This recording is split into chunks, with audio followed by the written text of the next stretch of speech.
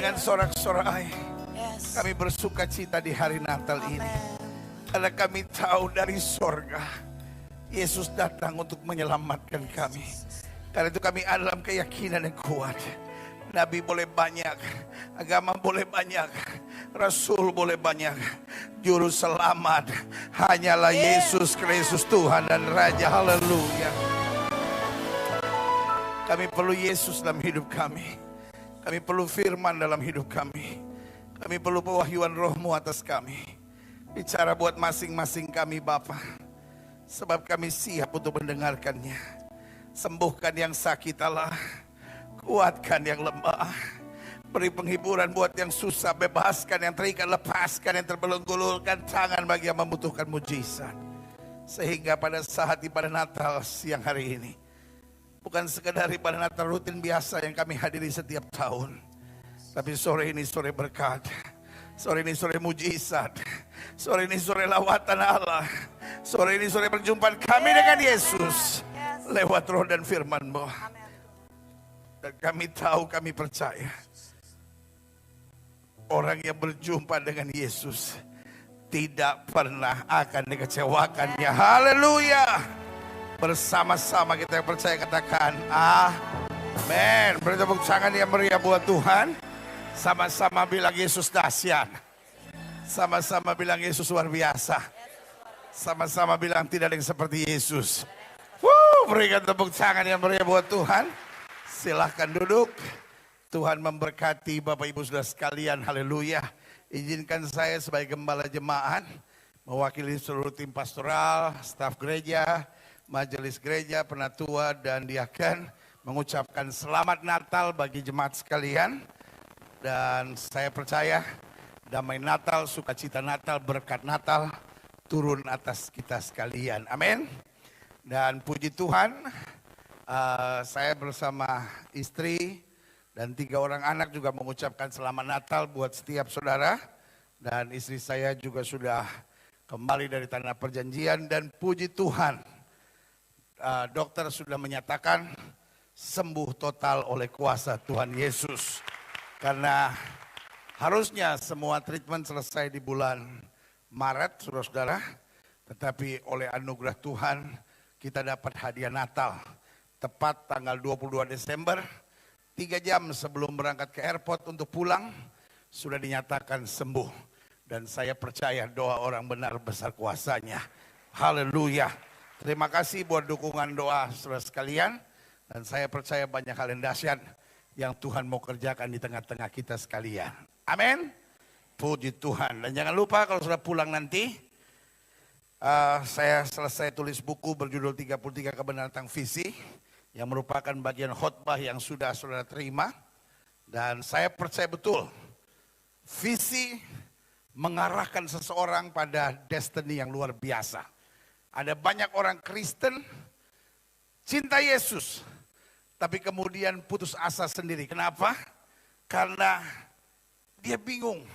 Saya cinta Yesus, tapi kok saya kena virus GGD, gitu-gitu doang, saudara.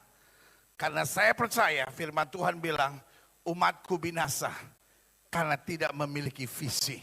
Karena saya percaya kalau kita punya visi, kita terdorong untuk melakukan yang terbaik. 2016 saya mau pastikan setiap saudara harus punya visi. Amin. Sehingga tantangan boleh sebesar apapun, roh yang di dalam kita lebih besar dari roh yang dalam dunia ini. Yang setuju sama saya katakan amin. Puji Tuhan. Buka Alkitab kita sama-sama.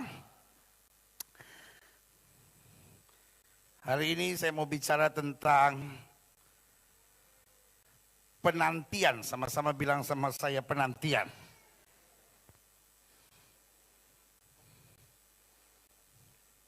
Hebat juga ini. Saya pergi, gereja diacak-acak. Tapi jadi indah. Atas hitam, panggung jadi panjang. Cuman mimbar nih yang saya bingung. Ini sebetulnya waktu diukur, pakai ukuran saya atau Dautonin? Kelihatan pas-pas.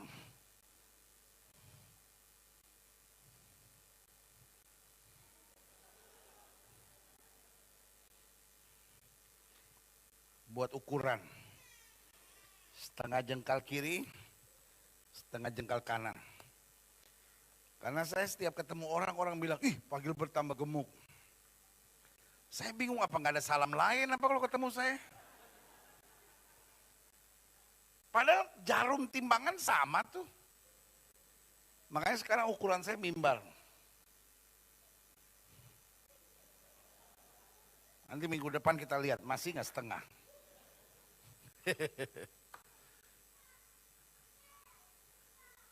Saya percaya, salah satu yang menyebalkan dalam hidup ini kalau kita harus menanti.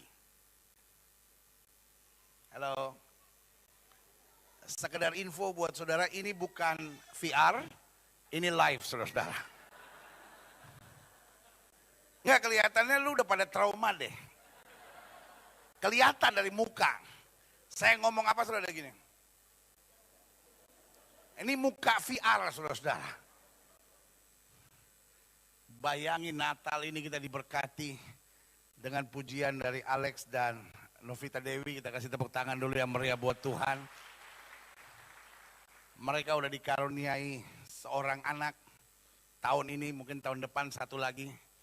Biasa Batak anak harus banyak saudara-saudara.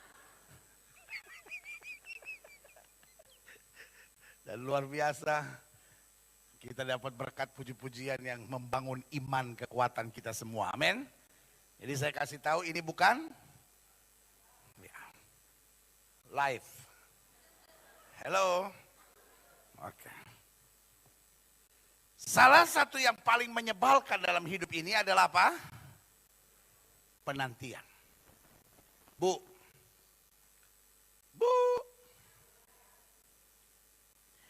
Suami ibu biasanya setiap sore pulang jam 5 sore.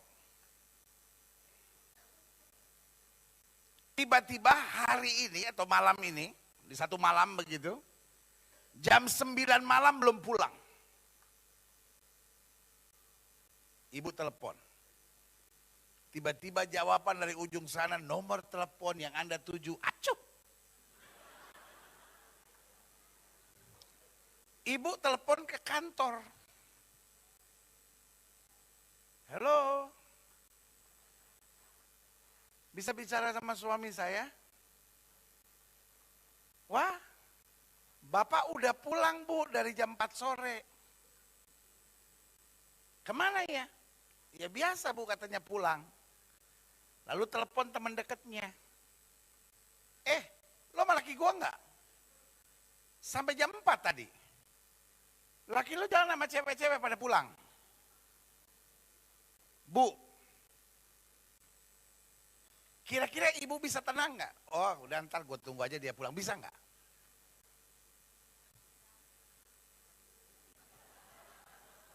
Saya sih tenang pendeta, saya harap memang dia nggak pulang. Supaya saya ada alasan untuk ganti yang baru. Kayaknya lu menghadapi laki sama seperti Ahok menghadapi Metro Mini. Waktu Garuda mogok, pemerintah panik. Waktu Metro Mini mogok semua berdoa, mudah-mudahan dia mogok selama-lamanya. Bu, jujur Bu, saya nanya kepada istri yang masih sayang sama suami. Kira-kira ibu bisa nenang nunggu nggak Bu? Enggak. Semua telepon yang kau kenal kau teleponin. Mamanya lu teleponin, Mak. Dia teman mama enggak? Enggak. Telepon enggak? Enggak. Telepon lagi. Karena dalam masa penantian sebetulnya bukan penantian yang berat. Dalam masa penantian ada dua hal yang paling berat. Satu apa? Pikiran. Karena pikiran bisa get wild. Pikiran bisa menjadi apa? Liar. Jangan-jangan laki gue udah ikut-ikutan itu kali ya, booking NM.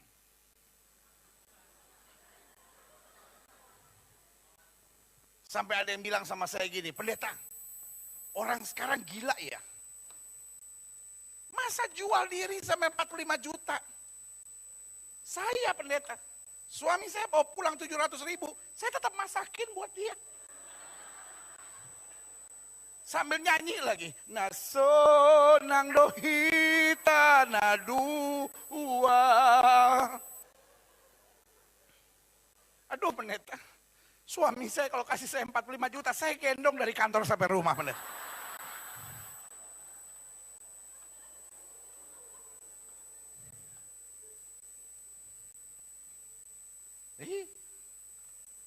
Orang kalau menanti persoalan utama ada di dalam apa? Pikiran. Pikiran mulai get wild. Mana suami saya baru belajar naik motor lagi udah seminggu ini pendeta. Gimana ya kok tiba-tiba dia tergeletak di bawah Transjakarta?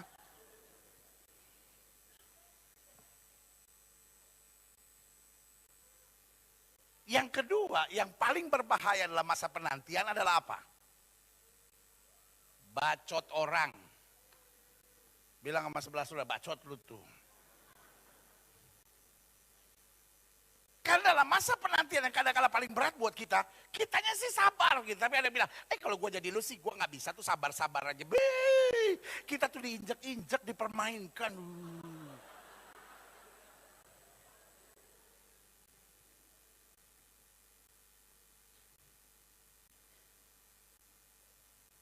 Dunia ini penuh dengan orang-orang yang sok tahu, sok jago, dan sok pintar. Sehingga kalau mesti menanti-nantikan Tuhan menjadi berat. Saya percaya Natal bicara tentang Tuhan mau kita menjadi pribadi yang menanti-nantikan Tuhan. Bukan VRE. Bilang kayak amin, kayak apa kayak. Natal adalah cerita tentang setiap orang yang berharap kepada Tuhan siap menanti-nantikan Tuhan. Yang setuju sama saya katakan amin. Maria adalah pribadi yang menantikan Tuhan. Yang setuju sama saya katakan amin. Bayangkan dia mendapat perintah malaikat. Kamu akan mengandung dan melahirkan anak. Berarti 9 bulan adalah masa menanti yang sangat berat buat dia.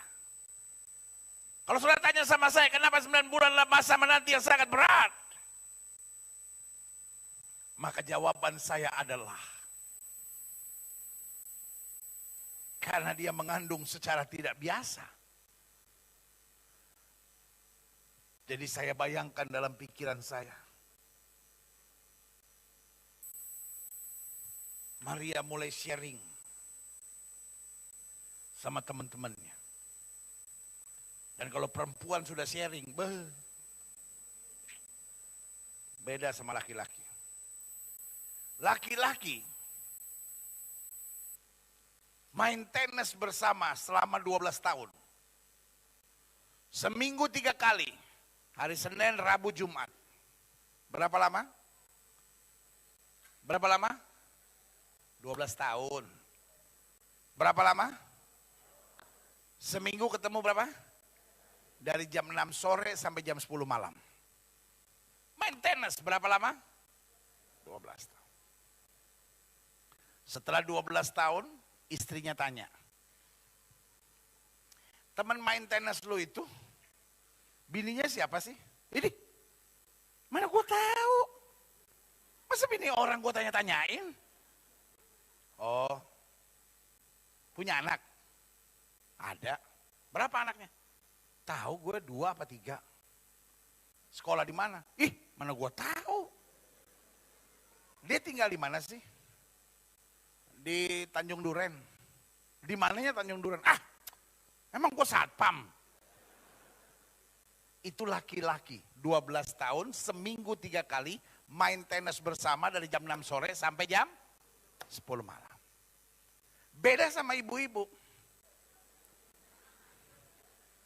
Ibu-ibu datang ke pesta ulang tahun temennya. Dari jam 6 sampai jam 9 malam. Dijemput sama suaminya jam 9. Suaminya tanya, tadi kamu di pesta ulang tahun sendirian? Enggak. Kebetulan ada yang nemenin, baru kenal sih. Namanya Cynthia, suaminya namanya Brotoseno. Kerja di Departemen Keuangan. gajinya 17 juta, take home pay-nya 29,378 ribu. Anaknya 3, 2 ada di Cina, 1 udah kerja di Jepang. Dia tinggalnya di Kelapa Gading, Gading Nias Timur Barat 1, nomor 17, RT 6 RW 2. Ketua RT-nya namanya Lim Siong Pao.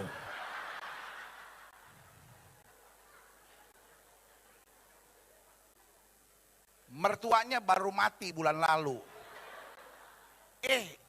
Wanita kalau sharing, astaga, 1,5 jam, panjang usus suaminya berapa dia tahu.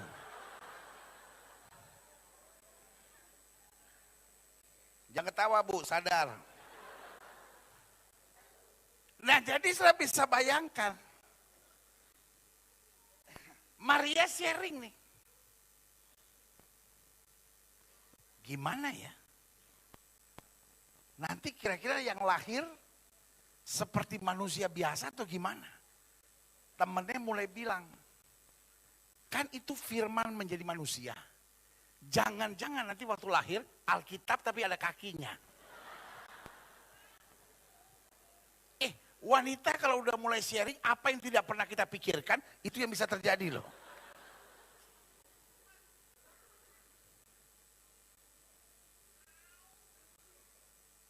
Saya bisa bayangkan sebagian lagi akan kasih pandangan sama Maria. Jangan-jangan waktu lahir terang-terang loh. Jadi saya bisa bayangkan Natal adalah peristiwa penantian yang sangat mencemaskan. Tetapi saudaraku yang kekasih dalam Tuhan yang kita belajar dalam Alkitab, Maria menyimpan segala sesuatu dalam hatinya. Karena Maria punya pernyataan yang luar biasa. Sebab sesungguhnya aku ini hamba Tuhan. Jadilah padaku seperti yang kau katakan. Berikan tepuk tangan yang meriah. Berarti masa penantian bisa membuat kita jatuh. Masa penantian bisa membuat kita stres. Masa penantian bisa membuat kita tertekan.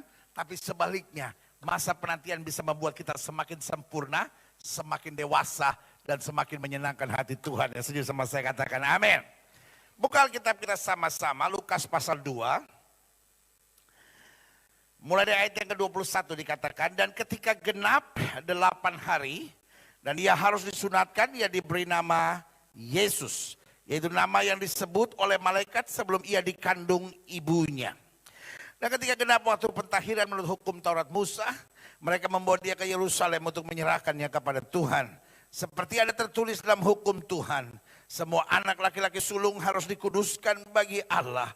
Dan untuk mempersembahkan korban menurut apa yang difirmankan dalam hukum Tuhan, yaitu sepasang burung tekukur atau 2 ekor anak burung merpati. Ayat 25, perhatikan baik. Adalah di Yerusalem seorang bernama Simeon. Ia seorang yang benar dan saleh yang apa? Sama-sama baca bersama saya, menantikan penghiburan bagi Israel. 1, 2, 3. Menantikan penghiburan bagi Israel.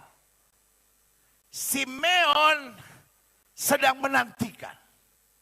Apa yang dia nantikan? Janji Tuhan, penggenapan kuasa Tuhan, segala doanya, karena dia sedang menantikan penghiburan bagi apa? Israel. Roh Kudus ada di atasnya. Sama-sama bilang dalam masa penantian, saya membutuhkan Roh Kudus. Kalau saudara tanya sama saya, kenapa dalam masa penantian saya butuh Roh Kudus? Saya sudah jelaskan. Karena dalam masa penantian ada 2 yang paling berbahaya. Bukan penantian itu sendiri, tapi yang pertama apa? Pikiran. Dan yang kedua apa? Bacot orang. Jadi saudara-saudara yang kadang-kala sedang menantikan janji Tuhan dalam hidup saudara. Tiba-tiba pikiran saudara mulai get wild, mulai menjadi liar. Ini saat untuk kita berkata, dalam nama Yesus setan keluar. Kenapa? Karena firman Tuhan bilang, hanya apa yang benar, apa yang mulia, apa yang sedang didengar, itu yang harus kita pikirkan. Berikan tepuk tangan yang meriah buat Tuhan. Dan yang kedua, pada saat kita menanti, ada apa? Bacot orang. Tahu nggak begini? Tahu nggak begini? Tapi hari ini kita bilang, perkataan manusia nggak penting. Perkataan Tuhan yang menguatkan saya. Yang setuju katakan amin. Ayat selanjutnya, ayat 26. Dan kepadanya telah dipercayakan oleh Roh Kudus bahwa ia tidak akan mati sebelum ia melihat Mesias, yaitu dia yang apa? Diurapi Tuhan. Ia datang ke bait Allah oleh Roh Kudus. Ketika Yesus anak itu dibawa masuk oleh orang tuanya untuk melakukan kepadanya apa yang ditentukan hukum Taurat. Ia menyambut anak itu dan menatangnya sambil memuji Allah, katanya, sekarang Tuhan, berikanlah hambamu ini, biarkanlah hambamu ini pergi dalam damai sejahtera sesuai dengan firman-Mu. Sebab mataku telah melihat keselamatan yang daripadamu, yang telah Engkau sediakan di hadapan segala bangsa, yaitu terang yang menjadi penyataan bagi bangsa-bangsa lain, dan menjadi kemuliaan bagi umat-Mu Israel. Dan bapa serta ibunya amat heran akan segala apa yang dikatakan tentang dia.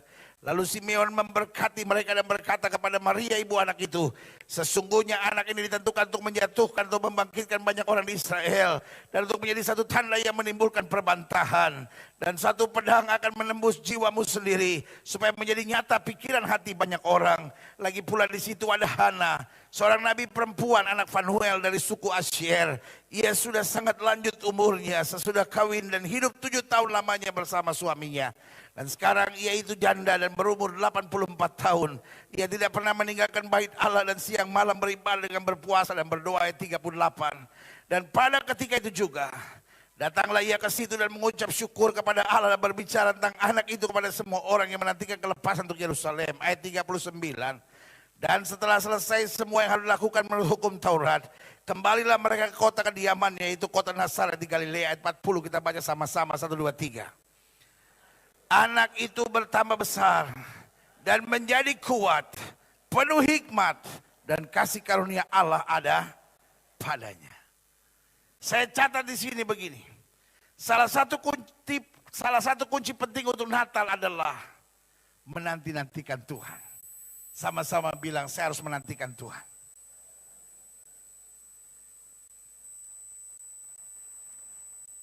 Ada banyak kita yang bertindak hanya berdasarkan hitungan logika semata.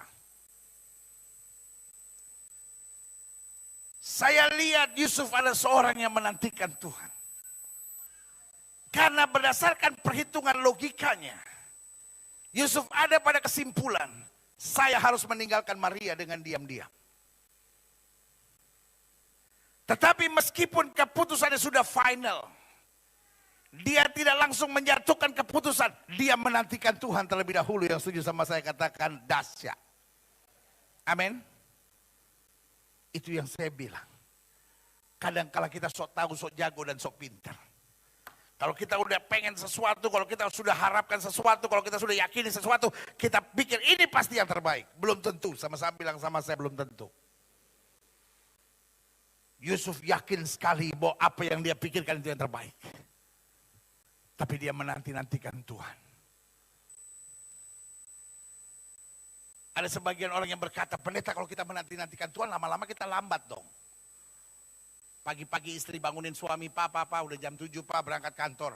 Tenang, Ma, aku sedang menanti-nantikan Tuhan. Menanti-nantikan Tuhan bukan berarti berlambat-lambat. Menanti-nantikan Tuhan bukan berarti mengulur-ngulur waktu. Tapi menanti-nantikan Tuhan berarti apa yang saya inginkan, apa yang saya mau, apa yang sudah saya yakini, saya serahkan dalam tangan Tuhan. Nanti Tuhan yang lakukan yang terbaik menurut apa yang dipandangnya baik. Yang setuju berikan tepuk tangan yang meriah buat Tuhan. Sehingga salah satu kunci penting dalam Natal adalah menanti-nantikan Tuhan. Apa artinya menanti-nantikan Tuhan? Saya catat di sini, berarti menantikan kuasa Tuhan, menantikan pertolongan Tuhan, menantikan mujizat Tuhan, serta menantikan tuntunan Tuhan. Taruh tangan kanan kita di dada, sama-sama bilang menantikan Tuhan itu yang terbaik. Sama-sama bilang menantikan Tuhan itu yang terbaik. Alkitab saya bilang, orang yang menanti-nantikan Tuhan kekuatannya akan diperbaharui. Dia berlari tidak menjadi lelah.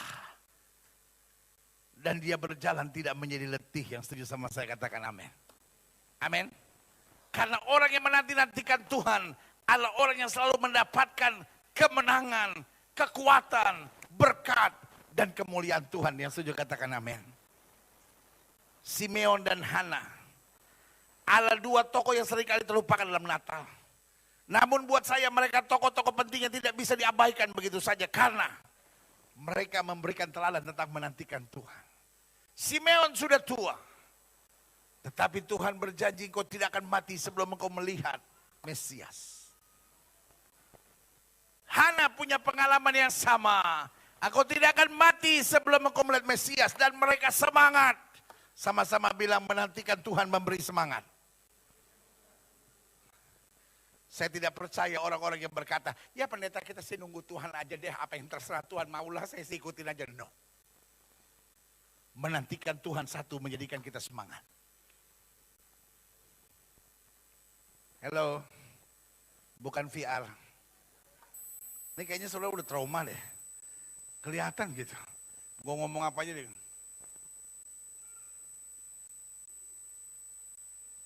Menantikan Tuhan memberikan semangat. Amin. Jadi kalau orang menantikan Tuhan itu jadi putus asa, ya udah deh, terserah Tuhan maunya apa. Justru karena saya tahu Tuhan pasti punya rencana yang indah, baik, dasar dan luar biasa. Saya tetap bersemangat karena saya tahu yang terbaik sedang tersedia di depan saya. Yang setuju sama saya katakan amin. Mungkin ada saudara yang berkata Natal ini indah buat saya pendeta. Tapi ada janji Tuhan yang sedang saya nantikan dalam hidup saya. Ada berkat spesial yang saya sedang nantikan. Ada mujizat-mujizat yang luar biasa yang saya sedang nantikan dari Tuhan. Saya percaya satu orang bertobat, seisi rumah tangga diselamatkan. Saya percaya tahun ini saya akan melihat berkat yang luar biasa. Saya percaya bahwa tahun ini saya akan mengalami pengalaman yang luar biasa dengan Tuhan. Kenapa kita perlu menantikan Tuhan? Saya catat ada 4 alasannya. Yang pertama, karena dengan menanti-nantikan Tuhan, kita terbiasa untuk peka akan suara Tuhan dan tidak menuruti suara daging. Amin. Amin. Dengan kita biasa menanti-nantikan Tuhan, kita terbiasa untuk peka akan suara Tuhan. Kalau kita mau merefleksi diri, sebelum kita mengakhiri tahun 2015, coba kita merefleksi diri. Hari-hari di mana kita gagal, hari-hari di mana kita menderita, sering kali terjadi karena kita mengambil keputusan berdasarkan naluri kepanikan.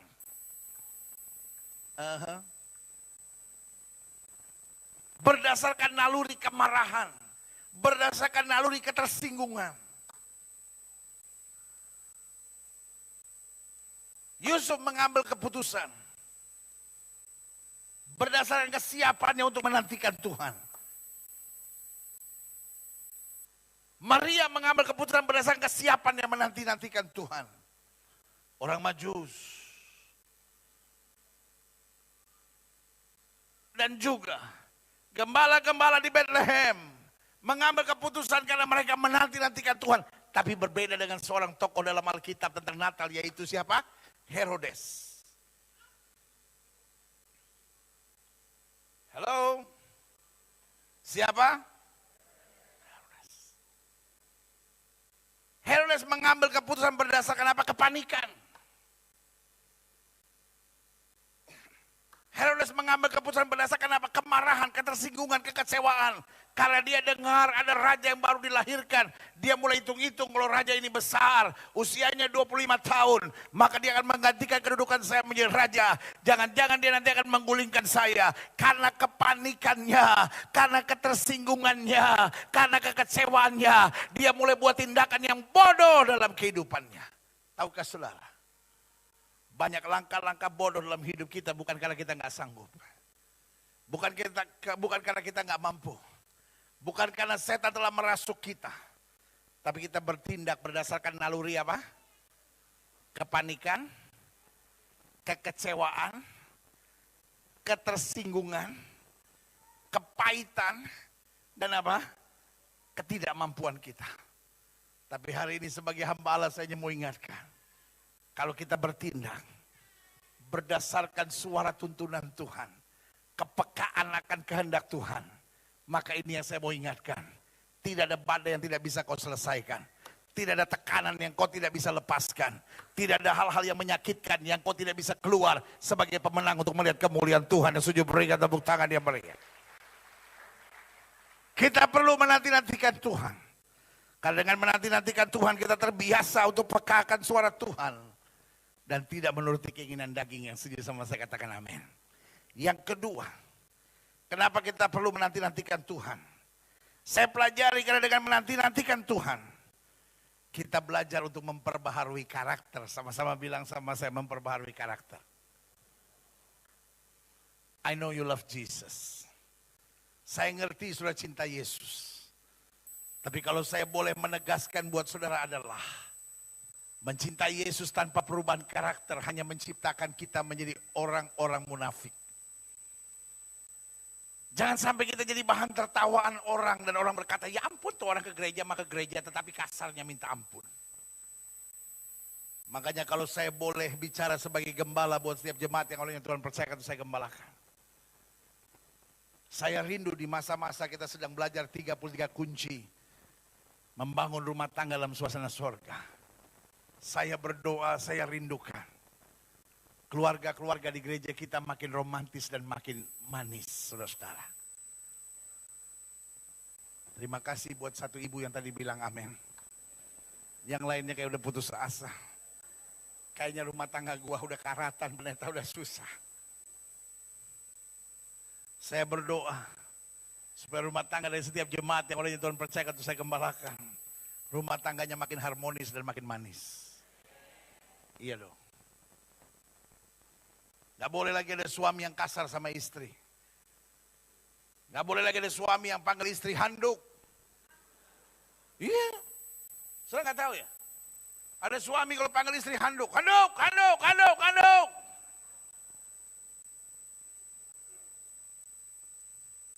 Ada suami yang panggil istrinya gelas. Gelas, gelas, gelas, gelas. Jangan Pak.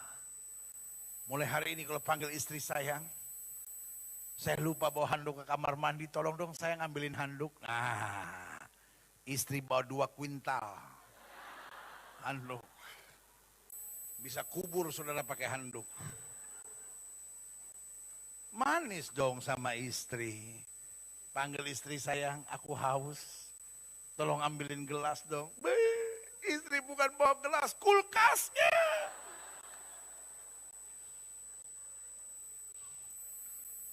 Sampai sudah bilang, ya ampun, lu pikir gue cincau mau taruh di dalam kulkas.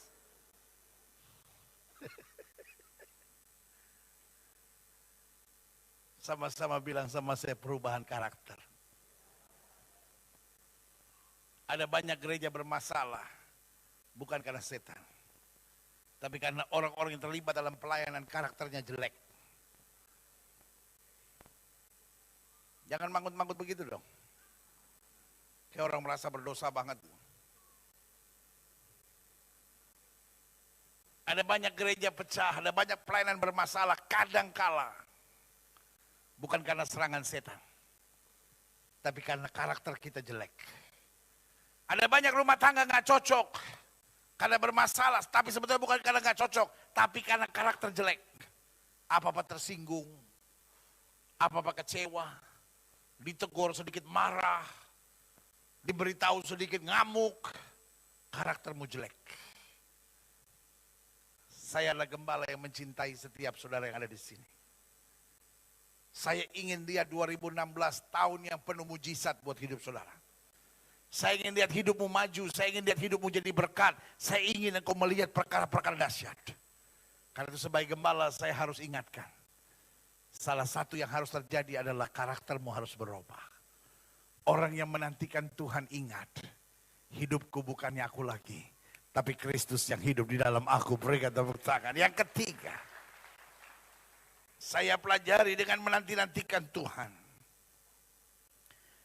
Kita terbiasa mendahulukan yang berkenan lebih daripada apa yang enak. Manusia hari-hari ini berjuang, bekerja keras untuk apa? Merebut apa yang enak. Tapi izinkan saya mengingatkan, yang enak tidak selamanya yang indah dan baik. Yang setuju sama saya katakan amin. Pak,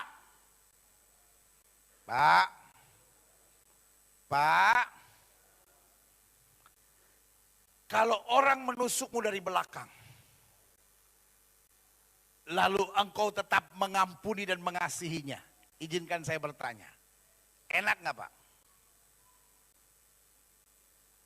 Be a man Pak. Jawab dong Pak. Pak, ada orang mengkhianatimu, menusuk engkau dari belakang, pernah kau tolong, tapi sekarang justru menyakiti hatimu. Lalu engkau tetap mendoakan dan memberkati dia. Pertanyaan saya Pak, enak nggak Pak?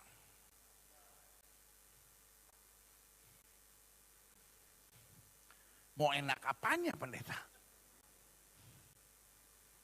Izinkan saya mengingatkan buat saudara. Nggak enak. Tapi itu berkenan kepada Tuhan.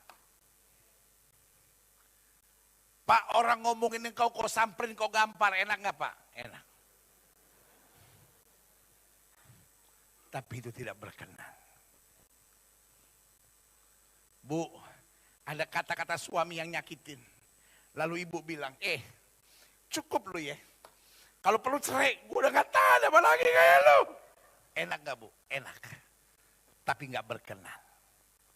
Amin. Pisahkan dalam hidup ini. Ada yang enak, tapi tidak berkenan. Tapi sebaliknya, ada yang tidak enak, tetapi berkenan. Amin. Adik-adik muda, hidup suci enak gak?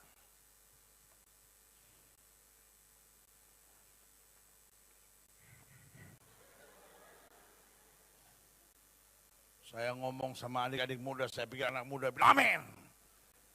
Nggak taunya. Ini gua hadir aja begini, apalagi kalau VR ya. Baru ketahuan kartu kau selama ini.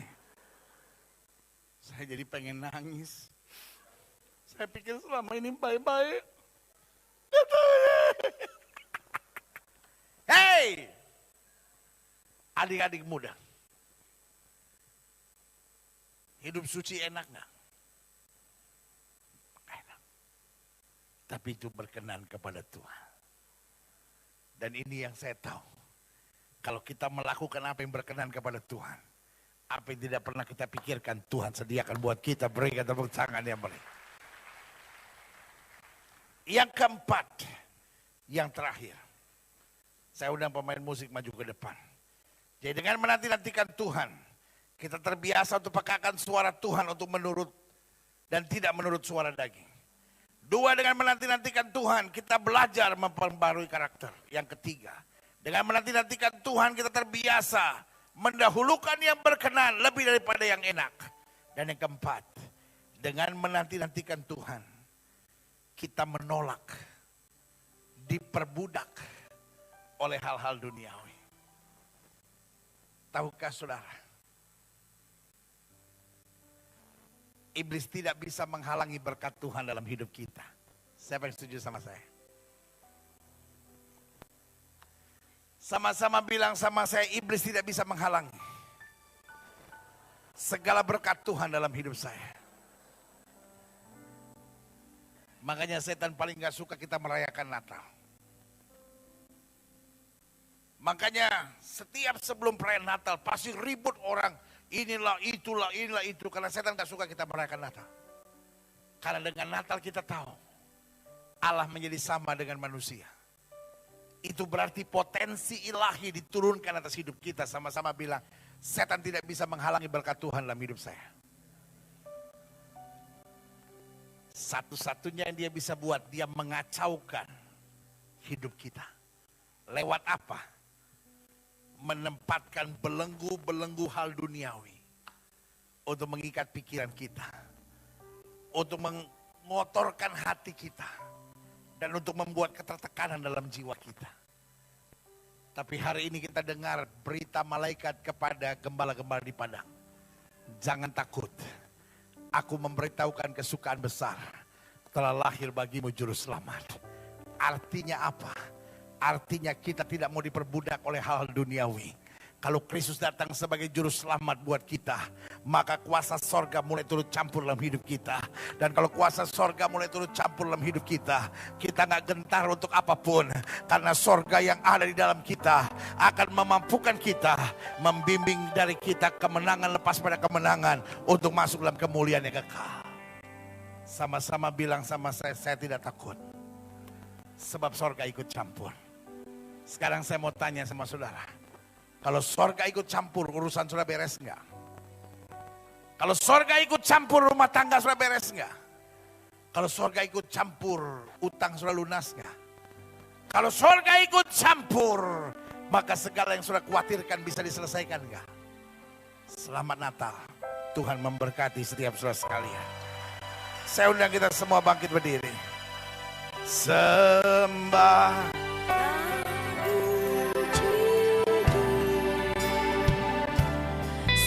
sembah dan puji Dia,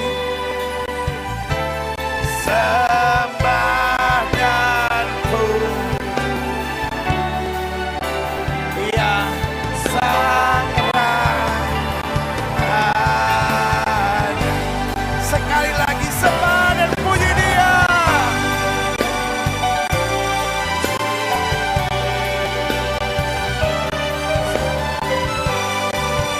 Dan puji Dia. Haleluya.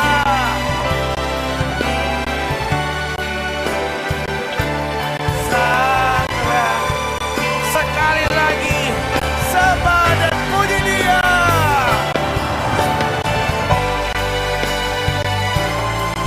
Di hari Natal ini kami agungkan Engkau.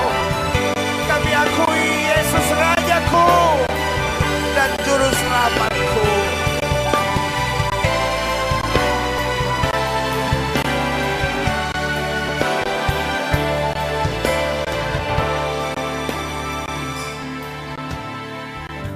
Semua mata terpejam, setiap kepala tertunduk, setiap hati terangkat.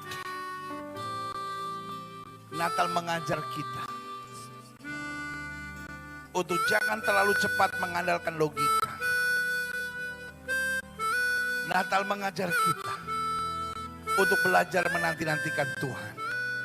Natal mengajar kepada kita, jangan sok tahu, jangan sok pintar, jangan sok jago. Tetapi Natal mengajar kepada kita, kalau Tuhan sudah ikut campur, gak ada yang perlu kau khawatirkan. Jika itu doamu, taruh tangan kananmu di dada. Maaf, banyak kegagalan terjadi. Banyak persoalan menjadi ribet.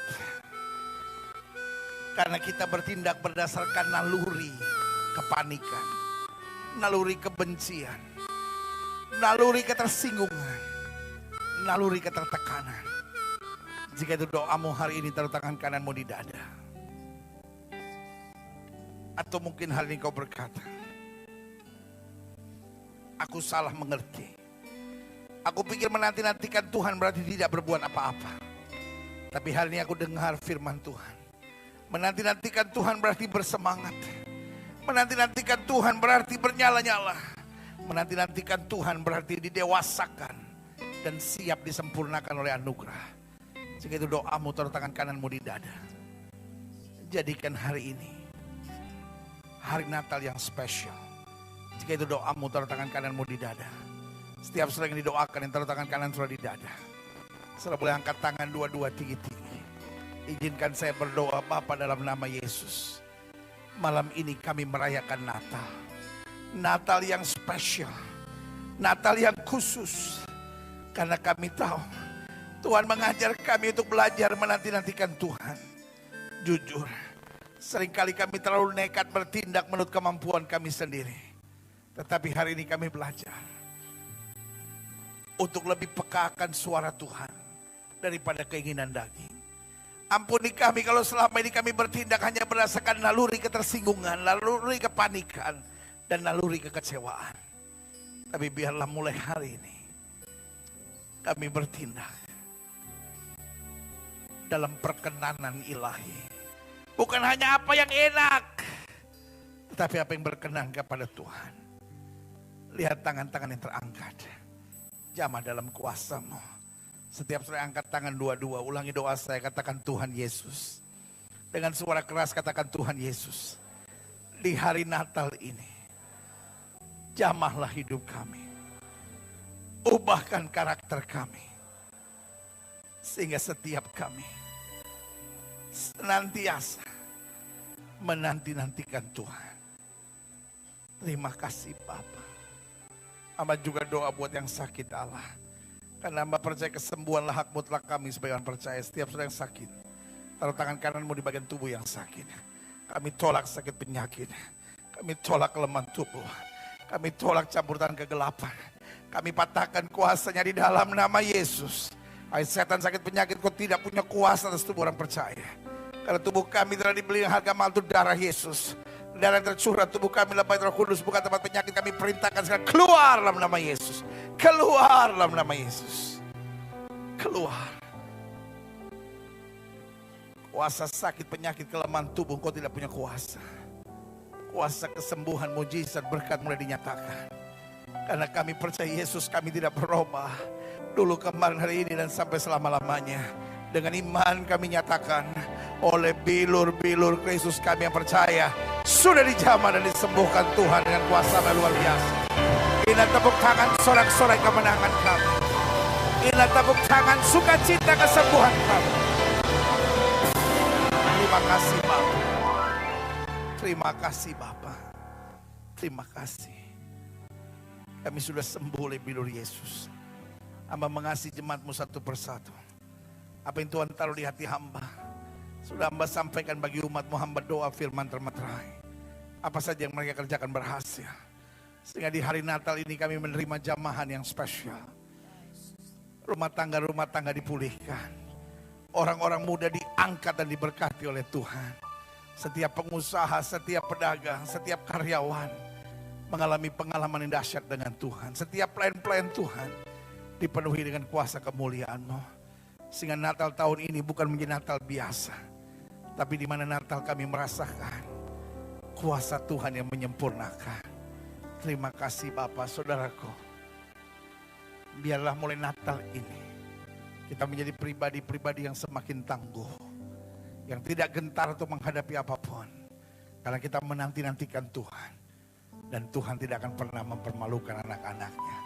Tutup mata kita, angkat tangan kita dua-dua. Sembah dan puji.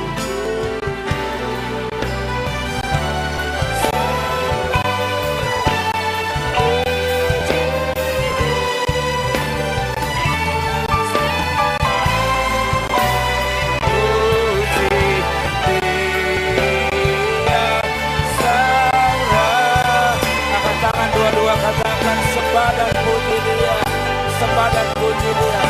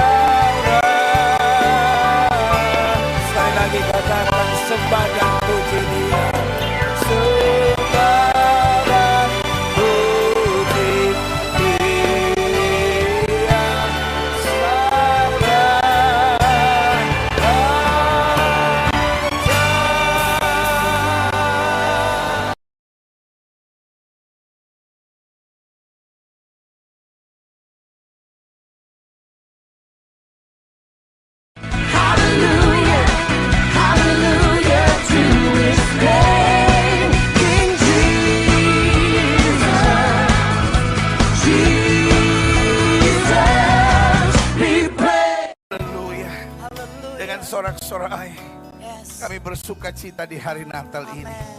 Karena kami tahu dari sorga Yesus datang untuk menyelamatkan kami. Karena itu kami ada dalam keyakinan yang kuat. Nabi boleh banyak, agama boleh banyak, rasul boleh banyak, juru selamat hanyalah Yesus Kristus Tuhan dan Raja. Haleluya. Kami perlu Yesus dalam hidup kami. Kami perlu firman dalam hidup kami. Kami perlu pewahyuan Roh-Mu atas kami. Bicara buat masing-masing kami Bapa. Sebab kami siap untuk mendengarkannya. Sembuhkan yang sakit Allah. Kuatkan yang lemah. Beri penghiburan buat yang susah. Bebaskan yang terikat. Lepaskan yang terbelenggu-lulkan tangan bagi yang membutuhkan mujizat. Sehingga pada saat ibadah Natal siang hari ini, bukan sekedar ibadah Natal rutin biasa yang kami hadiri setiap tahun, tapi sore ini sore berkat. Sore ini sore mujizat. Sore ini sore lawatan Allah. Sore ini sore perjumpaan kami dengan Yesus lewat roh dan firman-Mu. Dan kami tahu, kami percaya orang yang berjumpa dengan Yesus tidak pernah akan dikecewakannya. Haleluya. Bersama-sama kita yang percaya katakan amin. Beri tepuk tangan yang meriah buat Tuhan.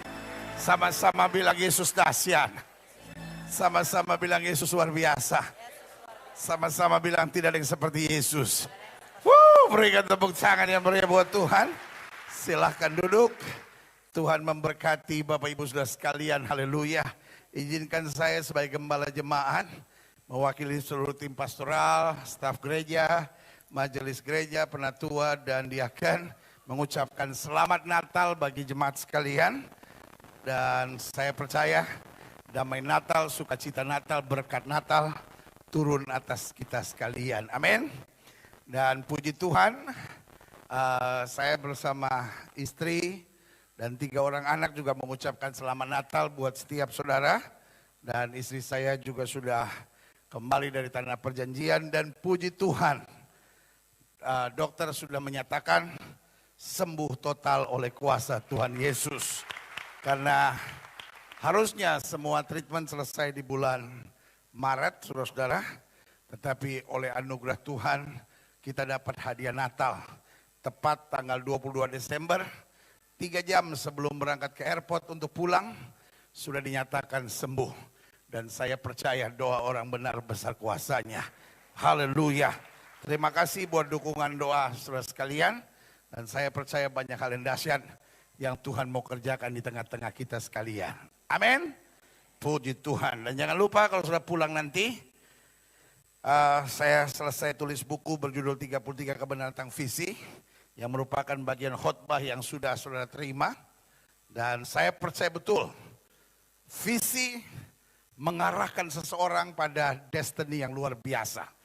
Ada banyak orang Kristen cinta Yesus, tapi kemudian putus asa sendiri. Kenapa? Karena dia bingung.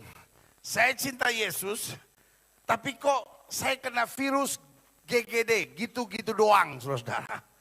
Karena saya percaya firman Tuhan bilang, umatku binasa karena tidak memiliki visi. Karena saya percaya kalau kita punya visi, kita terdorong untuk melakukan yang terbaik. 2016 saya mau pastikan setiap saudara harus punya visi. Amin. Sehingga tantangan boleh sebesar apapun, roh yang di dalam kita lebih besar dari roh yang dalam dunia ini. Yang setuju sama saya katakan amin. Puji Tuhan. Buka Alkitab kita sama-sama. Hari ini saya mau bicara tentang penantian. Sama-sama bilang sama saya penantian.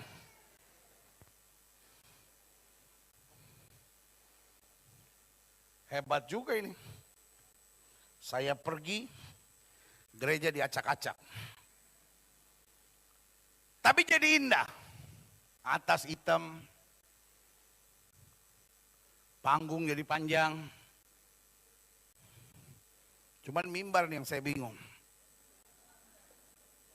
Ini sebetulnya waktu diukur, pakai ukuran saya atau Dautonin? Kelihatan pas-pas.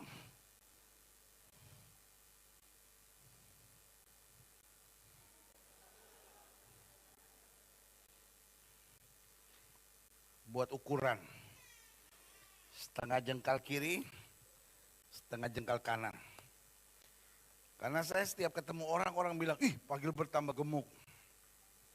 Saya bingung apa nggak ada salam lain apa kalau ketemu saya. Padahal jarum timbangan sama tuh. Makanya sekarang ukuran saya mimbar.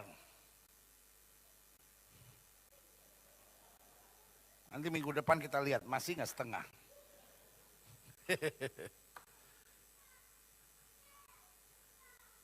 Saya percaya salah satu yang menyebalkan dalam hidup ini kalau kita harus menanti. Halo. Sekedar info buat saudara, ini bukan VR, ini live saudara-saudara. Nggak, kelihatannya lu udah pada trauma deh. Kelihatan dari muka. Saya ngomong apa saudara gini. Ini muka VR saudara-saudara. Bayangin Natal ini kita diberkati dengan pujian dari Alex dan Novita Dewi. Kita kasih tepuk tangan dulu yang meriah buat Tuhan. Mereka udah dikaruniai seorang anak. Tahun ini mungkin tahun depan satu lagi. Biasa Batak anak harus banyak saudara-saudara. Dan luar biasa kita dapat berkat puji-pujian yang membangun iman kekuatan kita semua. Amin. Jadi saya kasih tahu ini bukan ya, live. Hello. Oke. Salah satu yang paling menyebalkan dalam hidup ini adalah apa? Penantian. Bu.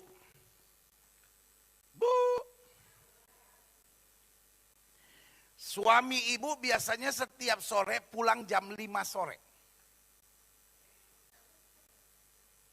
Tiba-tiba hari ini atau malam ini, di satu malam begitu, jam 9 malam belum pulang.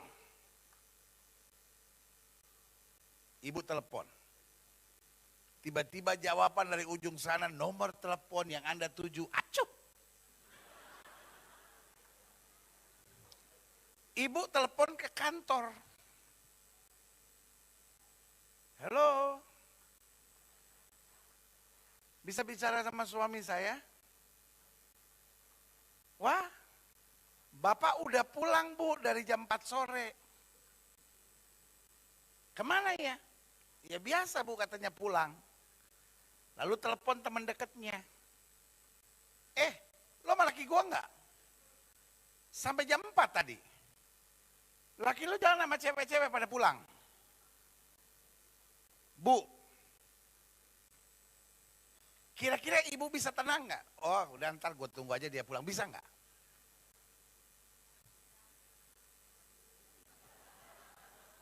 Saya sih tenang pendeta, saya harap memang dia nggak pulang.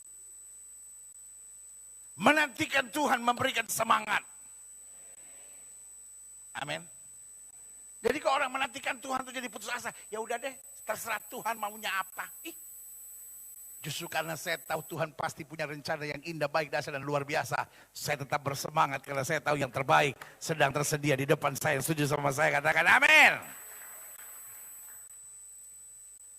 Mungkin ada saudara yang berkata Natal ini indah buat saya pendeta. Tapi ada janji Tuhan yang sedang saya nantikan dalam hidup saya. Ada berkat spesial yang saya sedang nantikan. Ada mujizat-mujizat yang luar biasa yang saya sedang nantikan dari Tuhan. Saya percaya satu orang bertobat, seisi rumah tangga diselamatkan. Saya percaya tahun ini saya akan melihat berkat yang luar biasa. Saya percaya bahwa tahun ini saya akan mengalami pengalaman yang luar biasa dengan Tuhan. Kenapa kita perlu menantikan Tuhan? Saya catat ada 4 alasannya. Yang pertama, karena dengan menanti-nantikan Tuhan, kita terbiasa untuk peka akan suara Tuhan dan tidak menuruti suara daging. Amin. Amin. Dengan kita biasa menanti-nantikan Tuhan, kita terbiasa untuk peka akan suara Tuhan. Kalau kita mau merefleksi diri, sebelum kita mengakhiri tahun 2015, coba kita merefleksi diri. Hari-hari di mana kita gagal, hari-hari di mana kita menderita, sering kali terjadi karena kita mengambil keputusan berdasarkan naluri kepanikan. Aha. Berdasarkan naluri kemarahan, berdasarkan naluri ketersinggungan. Yusuf mengambil keputusan berdasarkan kesiapannya untuk menantikan Tuhan. Maria mengambil keputusan berdasarkan kesiapan yang menanti-nantikan Tuhan. Orang Majus.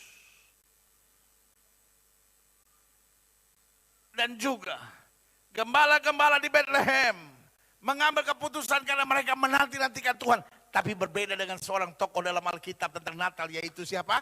Herodes. Halo? Siapa? Herodes mengambil keputusan berdasarkan apa? Kepanikan. Herodes mengambil keputusan berdasarkan apa? Kemarahan, ketersinggungan, kekecewaan. Karena dia dengar ada raja yang baru dilahirkan. Dia mulai hitung-hitung kalau raja ini besar. Usianya 25 tahun. Maka dia akan menggantikan kedudukan saya menjadi raja. Jangan-jangan dia nanti akan menggulingkan saya. Karena kepanikannya, karena ketersinggungannya, karena kekecewaannya. Dia mulai buat tindakan yang bodoh dalam kehidupannya. Tahukah saudara? Banyak langkah-langkah bodoh dalam hidup kita bukan karena kita nggak sanggup. Bukan karena kita nggak mampu. Bukan karena setan telah merasuk kita. Tapi kita bertindak berdasarkan naluri apa? Kepanikan, kekecewaan, ketersinggungan, kepahitan, dan apa? Ketidakmampuan kita. Tapi hari ini sebagai hamba Allah saya mau ingatkan. Kalau kita bertindak berdasarkan suara tuntunan Tuhan, kepekaan akan kehendak Tuhan, maka ini yang saya mau ingatkan. Tidak ada badai yang tidak bisa kau selesaikan. Tidak ada tekanan yang kau tidak bisa lepaskan. Tidak ada hal-hal yang menyakitkan yang kau tidak bisa keluar sebagai pemenang untuk melihat kemuliaan Tuhan. Yang sujud berikan tepuk tangan yang meriah. Kita perlu menanti-nantikan Tuhan. Karena dengan menanti-nantikan Tuhan kita terbiasa untuk pekakan suara Tuhan. Dan tidak menuruti keinginan daging yang setuju sama saya katakan amin. Yang kedua, kenapa kita perlu menanti-nantikan Tuhan? Saya pelajari karena dengan menanti-nantikan Tuhan, kita belajar untuk memperbaharui karakter. Sama-sama bilang sama saya, memperbaharui karakter. I know you love Jesus. Saya ngerti saudara cinta Yesus. Tapi kalau saya boleh menegaskan buat saudara adalah mencintai Yesus tanpa perubahan karakter hanya menciptakan kita menjadi orang-orang munafik. Jangan sampai kita jadi bahan tertawaan orang dan orang berkata, ya ampun tuh orang ke gereja maka gereja, tetapi kasarnya minta ampun. Makanya kalau saya boleh bicara sebagai gembala buat setiap jemaat yang oleh Tuhan percayakan itu saya gembalakan. Saya rindu di masa-masa kita sedang belajar 33 kunci membangun rumah tangga dalam suasana surga. Saya berdoa, saya rindukan keluarga-keluarga di gereja kita makin romantis dan makin manis, saudara-saudara. Terima kasih buat satu ibu yang tadi bilang amin. Yang lainnya kayak udah putus asa. Kayaknya rumah tangga gua udah karatan, ternyata udah susah. Saya berdoa supaya rumah tangga dari setiap jemaat yang oleh Tuhan percayakan itu saya gembalakan. Rumah tangganya makin harmonis dan makin manis.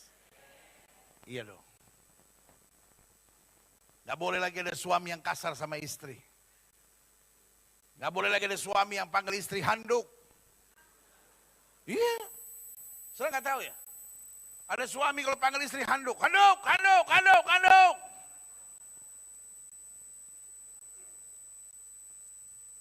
Ada suami yang panggil istrinya gelas. Gelas, gelas, gelas, gelas. Jangan Pak. Mulai hari ini kalau panggil istri sayang, saya lupa bawa handuk ke kamar mandi, tolong dong saya ngambilin handuk. Nah, istri bawa 2 kuintal handuk. Bisa kubur saudara pakai handuk. Manis dong sama istri. Panggil istri sayang, aku haus. Tolong ambilin gelas dong. Istri bukan bawa gelas, kulkasnya.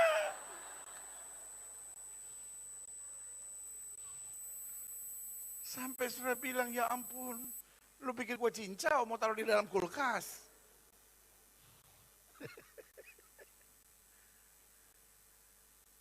Sama-sama bilang sama saya perubahan karakter. Ada banyak gereja bermasalah, bukan karena setan. Tapi karena orang-orang yang terlibat dalam pelayanan karakternya jelek. Jangan manggut-manggut begitu dong. Kayak orang merasa berdosa banget.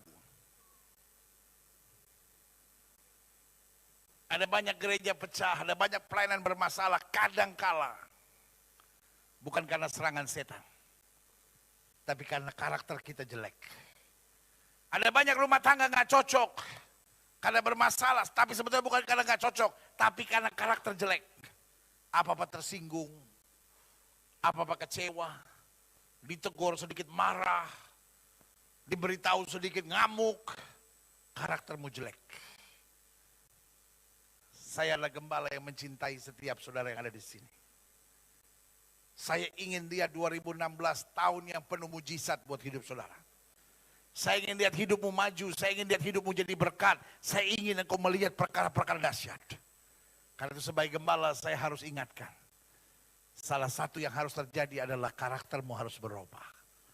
Orang yang menantikan Tuhan ingat, hidupku bukannya aku lagi, tapi Kristus yang hidup di dalam aku. Berikan tepuk tangan. Yang ketiga, saya pelajari dengan menanti-nantikan Tuhan. Kita terbiasa mendahulukan yang berkenan lebih daripada apa yang enak. Manusia hari-hari ini berjuang, bekerja keras untuk apa? Supaya saya ada alasan untuk ganti yang baru. Kayaknya lu menghadapi laki sama seperti Ahok menghadapi Metro Mini. Waktu Garuda mogok, pemerintah panik. Waktu Metro Mini mogok semua berdoa, mudah-mudahan dia mogok selama-lamanya.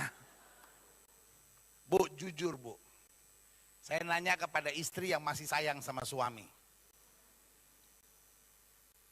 Kira-kira ibu bisa nenang nunggu gak bu? Enggak. Semua telepon yang kau kenal kau teleponin. Mamanya lu teleponin, mak. Dia teman mama enggak? Enggak. Telepon enggak? Enggak. Telepon lagi. Karena dalam masa penantian sebetulnya bukan penantian yang berat. Dalam masa penantian ada dua hal yang paling berat. Satu apa? Pikiran. Karena pikiran bisa get wild. Pikiran bisa menjadi apa? Liar. Jangan-jangan laki gue udah ikut-ikutan itu kali ya, booking NM.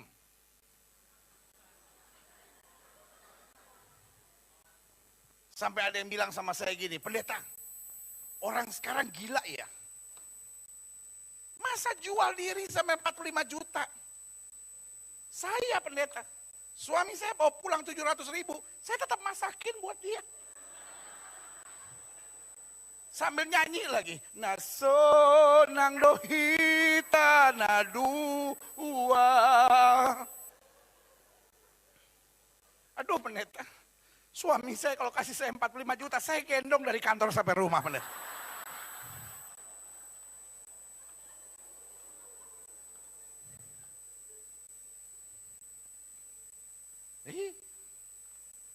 Orang kalau menanti persoalan utama ada di dalam apa? Pikiran. Pikiran mulai get wild.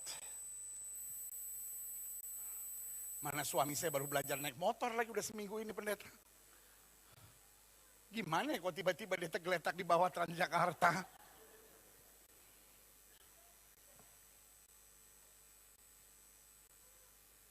Yang kedua, yang paling berbahaya dalam masa penantian adalah apa? Bacot orang. Bilang sama sebelah sudah bacot lu tuh. Karena dalam masa penantian yang kadang-kadang paling berat buat kita, kitanya sih sabar gitu. Tapi ada yang bilang, kalau gue jadi lu sih gue gak bisa tuh sabar-sabar aja. Kita tuh diinjek-injek, dipermainkan.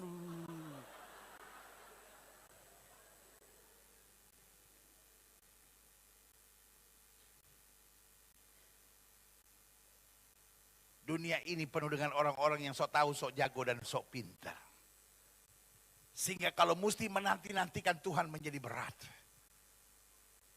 Saya percaya Natal bicara tentang Tuhan mau kita menjadi pribadi yang menanti-nantikan Tuhan. Bukan VRE. Bilang kayak amin, kayak apa kayak. Natal adalah cerita tentang setiap orang yang berharap kepada Tuhan siap menanti-nantikan Tuhan. Yang setuju sama saya katakan amin. Maria adalah pribadi yang menantikan Tuhan. Yang setuju sama saya katakan amin. Bayangkan dia mendapat perintah malaikat. Kamu akan mengandung dan melahirkan anak. Berarti 9 bulan adalah masa menanti yang sangat berat buat dia. Kalau saudara tanya sama saya, kenapa 9 bulan adalah masa menanti yang sangat berat? Maka jawaban saya adalah, karena dia mengandung secara tidak biasa. Jadi saya bayangkan dalam pikiran saya, Maria mulai sharing sama teman-temannya. Dan kalau perempuan sudah sharing, beda sama laki-laki.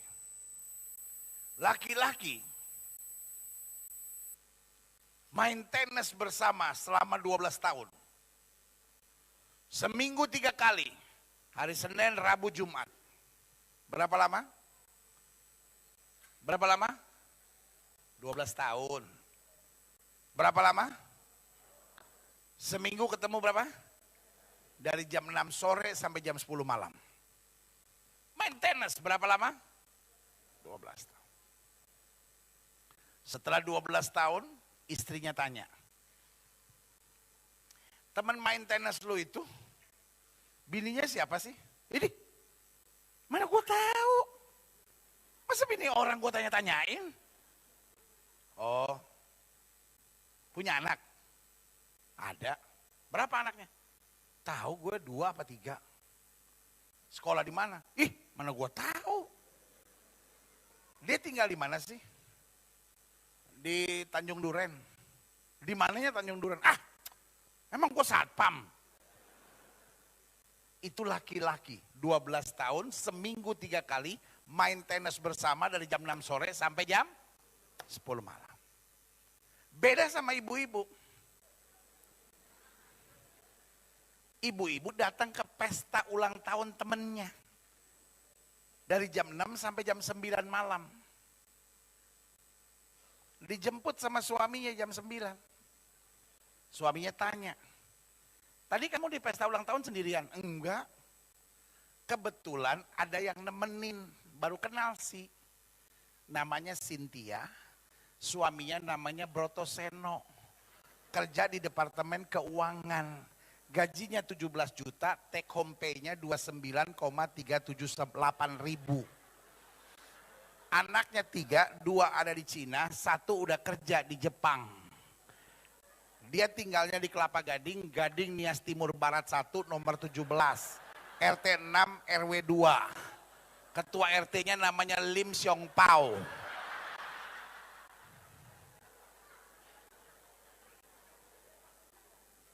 Mertuanya baru mati bulan lalu. Wanita kalau sharing, astaga. 1,5 jam, panjang usus suaminya berapa dia tahu.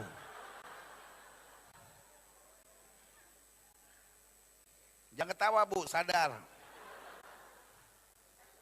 Nah jadi saya bisa bayangkan. Maria sharing nih. Gimana ya? Nanti kira-kira yang lahir seperti manusia biasa atau gimana? Temennya mulai bilang, kan itu firman menjadi manusia. Jangan-jangan nanti waktu lahir Alkitab tapi ada kakinya. Wanita kalau udah mulai sharing, apa yang tidak pernah kita pikirkan, itu yang bisa terjadi loh.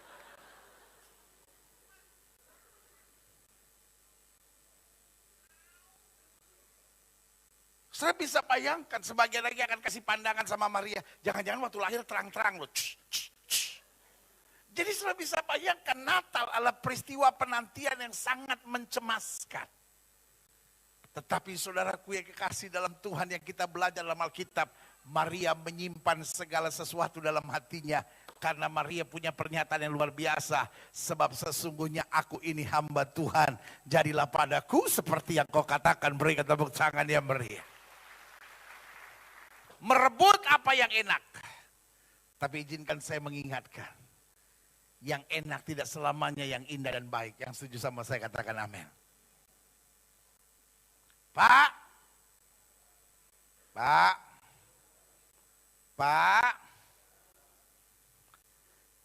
Kalau orang menusukmu dari belakang.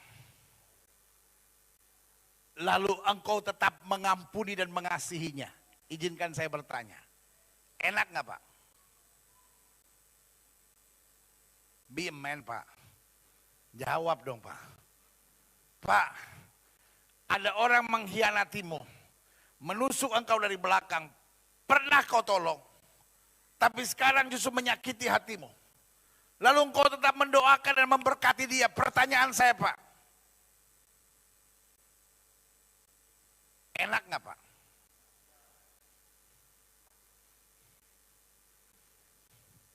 Mau enak apanya pendeta? Izinkan saya mengingatkan buat saudara. Gak enak. Tapi itu berkenan kepada Tuhan. Pak, orang ngomongin engkau, kau samperin, kau gampar. Enak gak Pak? Enak. Tapi itu tidak berkenan. Bu, ada kata-kata suami yang nyakitin. Lalu ibu bilang, cukup lu ya. Kalau perlu cerai, gue udah gak tahan apa lagi kayak lu. Enak gak Bu? Enak. Tapi gak berkenan. Amin. Pisahkan dalam hidup ini. Ada yang enak. Tapi tidak berkenan.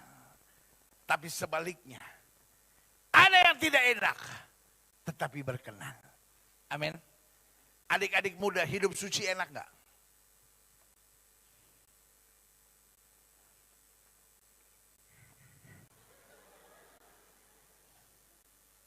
Saya ngomong sama adik-adik muda, saya pikir anak muda bilang amin. Nggak taunya. Ini gua hadir aja begini apalagi kalau VR ya. Baru ketahuan kartu kau selama ini. Saya jadi pengen nangis. Saya pikir selama ini baik-baik. Hey! Adik-adik muda. Hidup suci enak gak? Enak. Tapi itu berkenan kepada Tuhan. Dan ini yang saya tahu. Kalau kita melakukan apa yang berkenan kepada Tuhan. Apa yang tidak pernah kita pikirkan Tuhan sediakan buat kita. Berikan tepuk tangan yang baik. Yang keempat. Yang terakhir.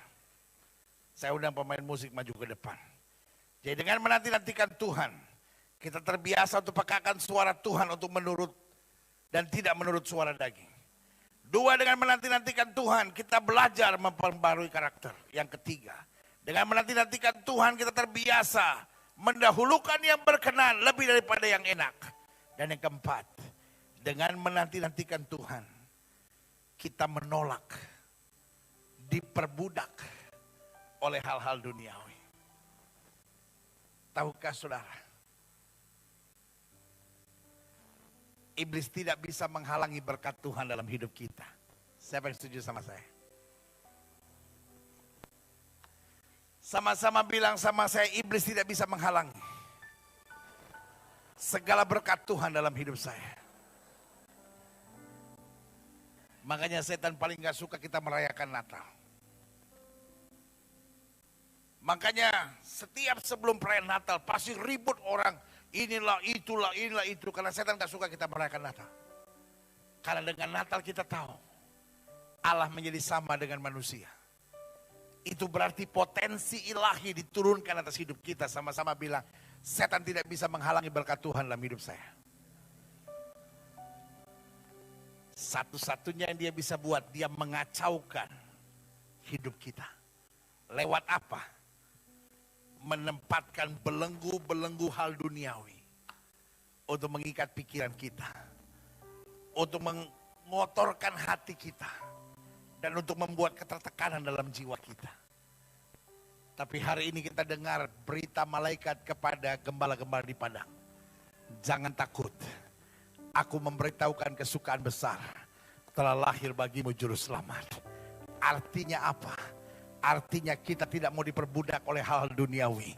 Kalau Kristus datang sebagai juru selamat buat kita, maka kuasa sorga mulai turut campur dalam hidup kita. Dan kalau kuasa sorga mulai turut campur dalam hidup kita, kita gak gentar untuk apapun. Karena sorga yang ada di dalam kita akan memampukan kita, membimbing dari kita kemenangan lepas pada kemenangan untuk masuk dalam kemuliaan yang kekal.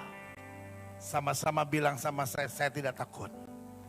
Sebab sorga ikut campur. Sekarang saya mau tanya sama saudara. Kalau sorga ikut campur, urusan sudah beres enggak? Kalau sorga ikut campur, rumah tangga sudah beres enggak? Kalau sorga ikut campur, utang sudah lunas enggak? Kalau sorga ikut campur, maka segala yang sudah khawatirkan bisa diselesaikan enggak? Selamat Natal. Tuhan memberkati setiap saudara sekalian. Saya undang kita semua bangkit berdiri. Sembah.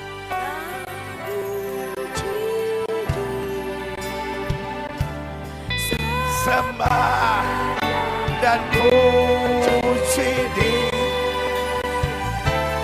sembah dan puji yang Sang Raja. Sekali lagi sembah dan puji Dia.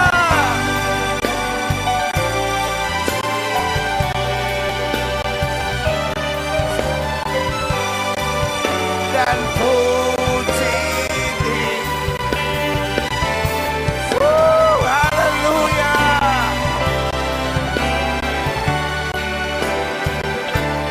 Sang Raja. Sekali lagi sembah dan puji Dia.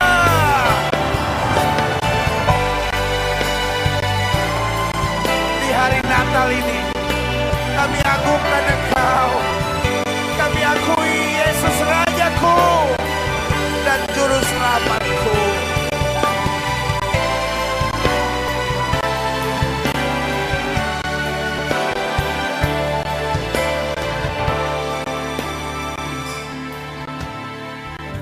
Semua mata terpejam, setiap kepala tertunduk, setiap hati terangkat. Natal mengajar kita untuk jangan terlalu cepat mengandalkan logika. Natal mengajar kita untuk belajar menanti-nantikan Tuhan. Natal mengajar kepada kita, jangan sok tahu, jangan sok pintar, jangan sok jago.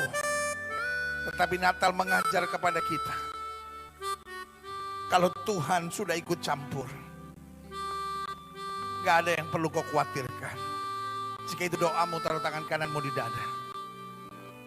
Maaf, banyak kegagalan terjadi, banyak persoalan menjadi ribet karena kita bertindak berdasarkan naluri kepanikan, naluri kebencian, naluri ketersinggungan, naluri ketertekanan. Jika itu doamu hari ini, taruh tangan kananmu di dada. Atau mungkin hari ini kau berkata, berarti masa penantian bisa membuat kita jatuh, masa penantian bisa membuat kita stres, masa penantian bisa membuat kita tertekan, tapi sebaliknya, masa penantian bisa membuat kita semakin sempurna, semakin dewasa, dan semakin menyenangkan hati Tuhan. Yang setuju sama saya katakan amin. Buka Alkitab kita sama-sama, Lukas pasal 2. Mulai dari ayat yang ke-21 dikatakan, dan ketika genap 8 hari, dan ia harus disunatkan, ia diberi nama Yesus. Yaitu nama yang disebut oleh malaikat sebelum ia dikandung ibunya. Dan ketika genap waktu pentahiran menurut hukum Taurat Musa, mereka membawa dia ke Yerusalem untuk menyerahkannya kepada Tuhan. Seperti ada tertulis dalam hukum Tuhan, Semua anak laki-laki sulung harus dikuduskan bagi Allah. Dan untuk mempersembahkan korban menurut apa yang difirmankan dalam hukum Tuhan, yaitu sepasang burung tekukur atau 2 ekor anak burung merpati. Ayat 25, perhatikan baik. Adalah di Yerusalem seorang bernama Simeon. Ia seorang yang benar dan saleh yang apa? Sama-sama baca bersama saya, menantikan penghiburan bagi Israel. 1, 2, 3. Menantikan penghiburan bagi Israel. Simeon sedang menantikan. Apa yang dia nantikan? Janji Tuhan, penggenapan kuasa Tuhan, segala doanya, karena dia sedang menantikan penghiburan bagi apa? Israel. Roh Kudus ada di atasnya. Sama-sama bilang dalam masa penantian, saya membutuhkan Roh Kudus. Kalau sudah tanya sama saya, kenapa dalam masa penantian saya butuh Roh Kudus? Saya sudah jelaskan. Karena dalam masa penantian ada 2 yang paling berbahaya. Bukan penantian itu sendiri, tapi yang pertama apa? Pikiran. Dan yang kedua apa? Bacot orang. Jadi saudara-saudara yang kadang-kala sedang menantikan janji Tuhan dalam hidup saudara.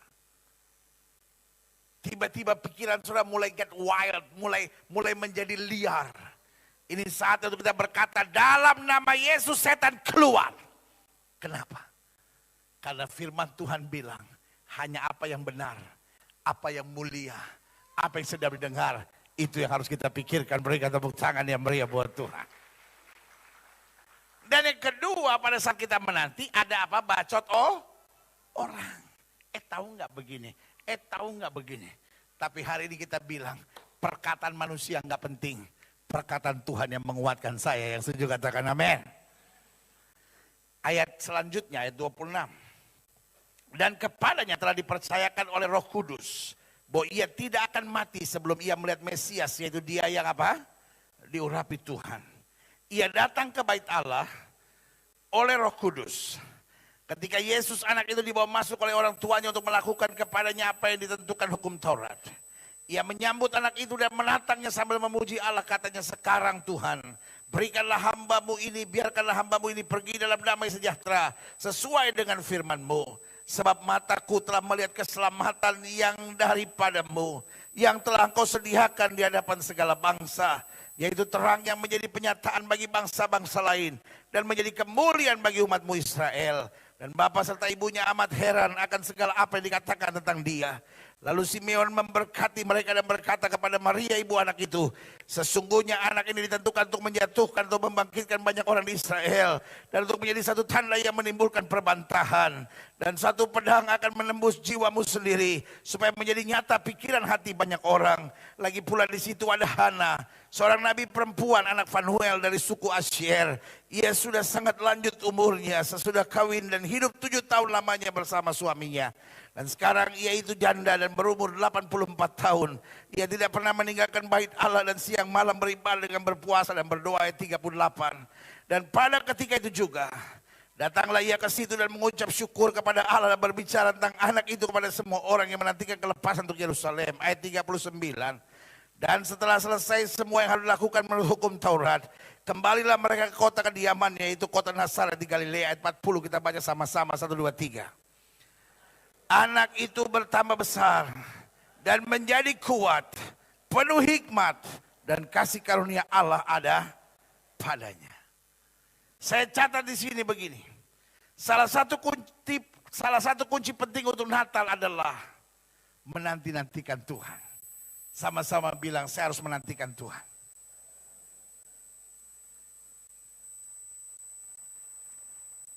Ada banyak kita yang bertindak hanya berdasarkan hitungan logika semata. Saya lihat Yusuf ada seorang yang menantikan Tuhan. Karena berdasarkan perhitungan logikanya, Yusuf ada pada kesimpulan, saya harus meninggalkan Maria dengan diam-diam. Tetapi meskipun keputusannya sudah final, dia tidak langsung menjatuhkan keputusan. Dia menantikan Tuhan terlebih dahulu. Yang setuju sama saya katakan dahsyat. Amin. Itu yang saya bilang. Kadang kala kita sok tahu, sok jago, dan sok pintar. Kalau kita udah pengen sesuatu, kalau kita sudah harapkan sesuatu, kalau kita sudah yakini sesuatu, kita pikir ini pasti yang terbaik. Belum tentu, sama-sama bilang sama saya belum tentu. Yusuf yakin sekali bahwa apa yang dia pikirkan itu yang terbaik. Tapi dia menanti-nantikan Tuhan. Ada sebagian orang yang berkata, pendeta kalau kita menanti-nantikan Tuhan lama-lama kita lambat dong. Pagi-pagi istri bangunin suami, Pak, udah jam 7 Pak berangkat kantor. Tenang mah, aku sedang menanti-nantikan Tuhan. Menanti-nantikan Tuhan bukan berarti berlambat-lambat. Menanti-nantikan Tuhan bukan berarti mengulur-ngulur waktu. Tapi menanti-nantikan Tuhan berarti apa yang saya inginkan, apa yang saya mau, apa yang sudah saya yakini, saya serahkan dalam tangan Tuhan. Nanti Tuhan yang lakukan yang terbaik menurut apa yang dipandangnya baik. Yang setuju berikan tepuk tangan yang meriah buat Tuhan. Sehingga salah satu kunci penting dalam Natal adalah menanti-nantikan Tuhan. Apa artinya menanti-nantikan Tuhan? Saya catat di sini berarti menantikan kuasa Tuhan. Menantikan pertolongan Tuhan. Menantikan mujizat Tuhan. Serta menantikan tuntunan Tuhan. Taruh tangan kanan kita di dada, sama-sama bilang menantikan Tuhan itu yang terbaik. Sama-sama bilang menantikan Tuhan itu yang terbaik. Alkitab saya bilang, orang yang menanti-nantikan Tuhan kekuatannya akan diperbaharui. Dia berlari tidak menjadi lelah. Dan dia berjalan tidak menjadi letih. Yang setuju sama saya katakan amin. Amin. Karena orang yang menanti-nantikan Tuhan adalah orang yang selalu mendapatkan kemenangan, kekuatan, berkat, dan kemuliaan Tuhan. Yang setuju katakan amin. Simeon dan Hana adalah dua tokoh yang seringkali terlupakan dalam Natal. Namun buat saya mereka tokoh-tokoh penting yang tidak bisa diabaikan begitu saja. Karena mereka memberikan teladan tentang menantikan Tuhan. Simeon sudah tua. Tetapi Tuhan berjanji engkau tidak akan mati sebelum engkau melihat Mesias. Hana punya pengalaman yang sama. Aku tidak akan mati sebelum engkau melihat Mesias. Dan mereka semangat. Sama-sama bilang menantikan Tuhan memberi semangat. Saya tidak percaya orang-orang yang berkata, ya pendeta kita sih nunggu Tuhan aja deh. Apa yang terserah Tuhan maulah saya sih ikutin aja. No. Menantikan Tuhan satu menjadikan kita semangat. Hello. Bukan VR. Ini kayaknya saudara udah trauma deh. Kelihatan gitu. Gue ngomong apa aja deh.